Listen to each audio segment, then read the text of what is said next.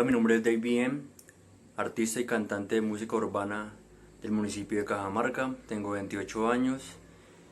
Esta canción con la que voy a concursar se llama Sufres, una canción que compuse acerca de la violencia hacia la mujer. Con esa canción voy a participar en el concurso de canto Así suena mi Tolima. Espero les guste. Mientras el tiempo pasaba, cada día más se recordaba de todo lo que vivimos ayer. Era tan increíble ver cómo yo me enamoraba. Pero todo cambió, ya no existe amor, solo existe dolor. Se perdió la magia con la que soñamos tener una vez.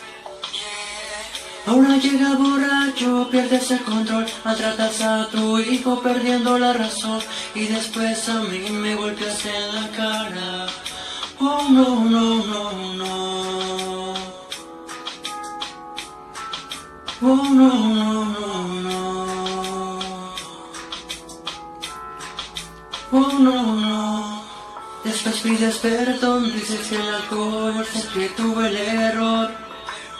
Dices que vas a cambiar y todo sigue igual. Dices que así es el amor. Basta de abusos cada nada. No puedo trabajar porque tengo todo en la casa. Ya no puedo más, ya no aguanto más. Mi cuerpo no resiste ni a un golpe más. Basta de abusos cada nada. Yo quiero estudiar pero es que soy tu esclava.